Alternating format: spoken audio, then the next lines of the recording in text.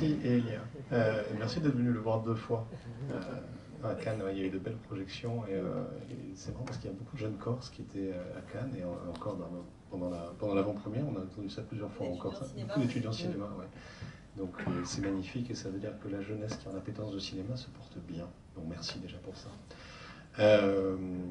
Alors la comédie, ça serait terrible.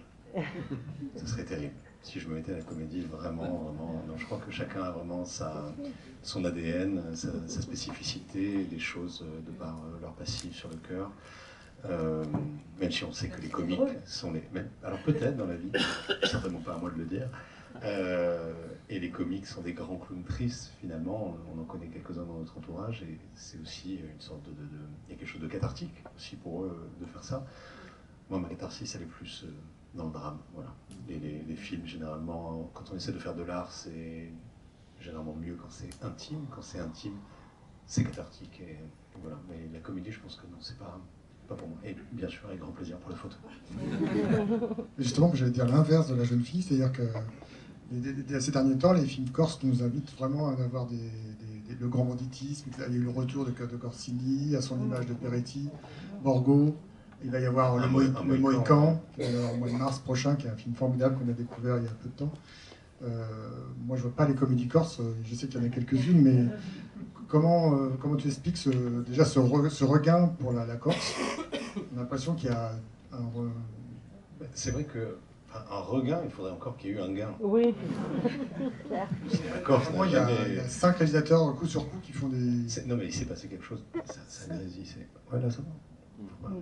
Je parle fort, ça ne marche pas. On a tous, Thierry de Peretti, Frédéric Farouche et moi-même avons tourné au même moment, dans la même région, heureusement pas micro-région parce qu'on se serait quand même un peu bousculé, quoique avec Thierry on s'est quand même un peu frotté sur Ajaccio, lui était d'un côté de la ville et moi de l'autre, donc c'est assez drôle. Mais c'était quand même assez unique, et je ne sais pas si c'est même pas unique dans le monde, que trois artistes, 3 cinéastes régionaux tournent dans la même région, sur des histoires elles-mêmes régionales, tous les 3 aidés par la région Corse, qui fait preuve de beaucoup est très moteur justement dans ce qui se passe en Corse, et elle n'est pas pour rien à l'émergence des cinéastes corses non plus. Et voilà, c'était en automne dernier, c'était Hollywood, quoi, la Corse du Sud. Donc on était tous assez surpris que les choses se passent comme ça. Je crois qu'il y a une part de hasard, évidemment, hein, et puis je crois aussi qu'il y a quelque chose qui relève un peu d'une sorte de saut quantique, vous voyez, des choses qui germent pendant X années, pendant très longtemps, et qui d'un coup émergent comme ça du jour au lendemain, qui font partie de notre évolution à nous, hein, même en tant qu'espèce. Et je crois que c'est un peu ce qui s'est passé aussi dans le cinéma. Voilà. On est une terre de drame depuis toujours, on est une terre baignée dans l'histoire, baignée dans la Méditerranée, dans des cultures qui nous ont laissé des traces, des empreintes au fil des siècles. Et on a un sens du narratif en Corse qui est quand même tout à fait particulier, dans le pourtour méditerranéen déjà, mais en Corse, voilà, il y a une appétence pour le conte, pour le conteur. Quand on est gosse, on est autour du feu, on se raconte des histoires. Du moins, c'était le cas quand j'étais petit. Aujourd'hui, TikTok a remplacé tout ça.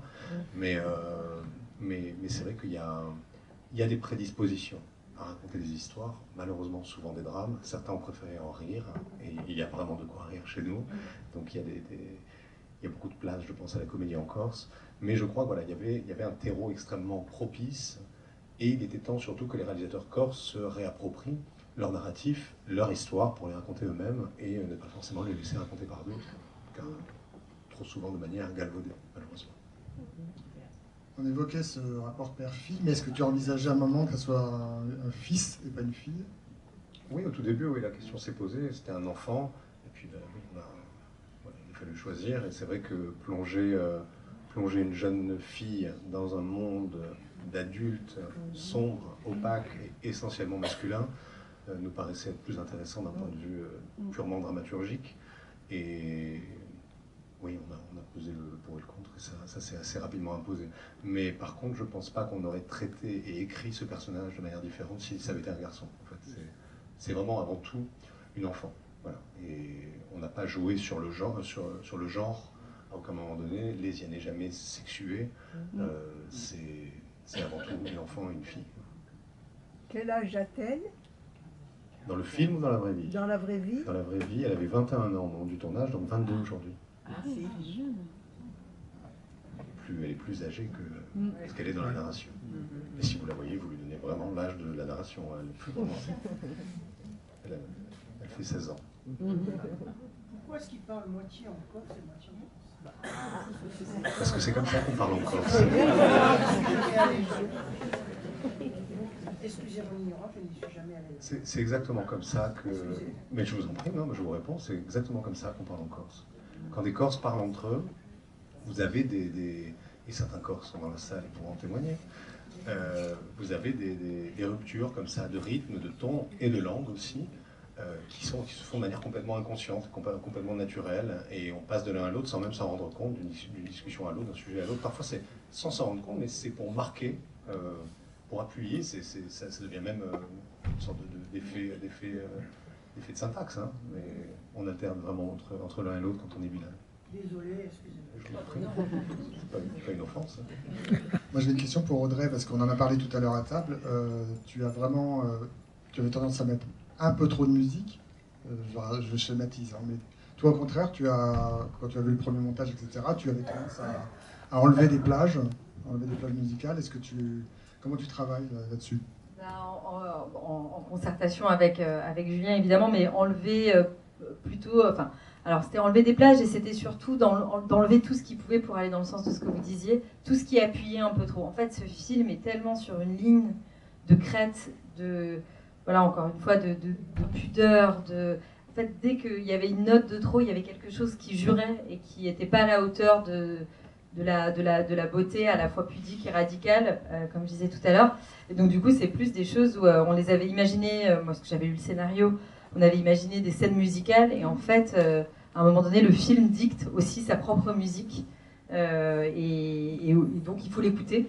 Et donc du coup, effectivement, plutôt tout ce qui pouvait être un peu trop appuyé d'un point de vue mélodique et un peu trop émotionnel, était pas à la hauteur de ces silences. Et puis voilà, il y a tout ce travail effectivement sur le son, sur ces hommes, sur ces cigales, sur cette peau qui a aussi un son. Et la musique, c'est aussi savoir, enfin moi je trouve que mon métier, c'est aussi savoir dire, là il faut pas de musique. Donc voilà, on a essayé. Ah, ça c'est... Qui a choisi Toto? Après, Toto a été choisi après 80 tentatives différentes. On a mis du temps. On a eu Patricia Cassio, Etienne Dao, Léonore Dao, toutes les années 90 ils sont passés. Mais Toto, ça coûte très cher. Et Toto, quand je l'ai posé, mon monteur m'a dit ça va coûter bon. Ça, tes producteurs, ils ne te laisseront pas faire. Mais là, on va leur montrer si ça leur plaît. Oui. Et c'est ce qui s'est passé. Ouais. Et Gilberto Gil, pareil.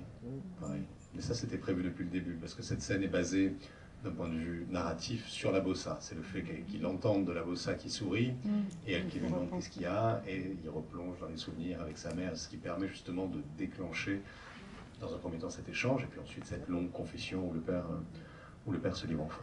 Et Moustaki était un grand ami de Absolument. Et votre fille avait une Absolument, c'en est l'auteur. On a évoqué brièvement la participation de Jeannery, qui est la réalisatrice de Pupille ou de Je verrai toujours vos visages, pour ceux qui ne la connaissent pas, qui est venue à chaque fois ici, donc on la connaît bien. L'association Julien Colonna, Jeannery, ça paraît pas évident comme ça sur le papier. Qu'est-ce qui s'est passé? Ça paraît pas évident, et en même temps, on a beaucoup de choses en commun. Moi, je me sens bien dans ces films, et je crois qu'elle se sent bien dans le royaume, mais ça s'est passé qu'on a le même producteur. Et que moi j'ai souhaité dès le début de l'aventure travailler avec quelqu'un d'autre, et de par le fait que mon héroïne était une héroïne, je souhaitais travailler avec une femme, et le nom de Jeanne est arrivé assez rapidement. Donc, on a quand même rencontré, pour l'hygiène on va dire, d'autres personnes, mais on avait quand même bien Jeanne en tête, et dès qu'on s'est rencontré avec Jeanne, ça a été évident de par, déjà humainement parlant, et puis de par nos sensibilités, nos approches, nos méthodes aussi. On est tous les deux très méthodique, très chiant. Et donc voilà, ça a été évident, et on a passé de longs mois à collaborer ensemble, et ça n'a été que douceur, travail et bienveillance, et c'est probablement l'une des plus belles rencontres que j'ai été amené à faire en tant qu'homme et en tant que cinéaste. Voilà. On le dira la prochaine fois qu'elle vient. Je lui ai dit plein de fois. On va lui dire après, elle prend la grosse tête. Est-ce qu'il faut... Il y a Victor qui nous fait signe. Ah ouais, on va passer. Victor fait signe, c'est ça? Faut-il y aller? Parce que c'est... Oui, la dernière question, parce que Julien enchaîne avec Marseille, donc on a un timing un peu serré. Ce sera bonsoir, merci. Bonsoir, ce sera bref, les gens ont dit des tas de choses. Moi, ce qui m'a frappé, c'est comment la caméra vraiment nous fait rentrer dans les visages. Et j'ai trouvé ça sur les yeux des personnages, on voit leur émotion avec 3 fois rien, mais bon, c'est saisissant. Et il y a un plan qui m'a frappé dans les premières fois où on la voit dormir.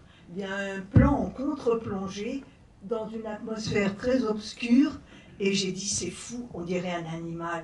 On voit un petit bout de son nez, et alors c'est à la fois cet enfant et un petit animal, et en même temps il y a le côté fouine, ce petit nez qui apparaît. J'ai trouvé que c'était vraiment un plan très fort, très très spécial, un mouvement très spécial de la caméra. Merci beaucoup pour tout. Merci, bon madame. film à Marseille. Merci. Merci Audrey. Merci à toutes et à tous. Vous avez vu que le film sort le 13 novembre, il y a beaucoup de films, donc il faut vraiment en parler à cette période. Merci à Advitam qui distribue le film. Il distribue d'ailleurs le prochain film corse dont je vous ai parlé, Le Mohican, au moins en 2025. Et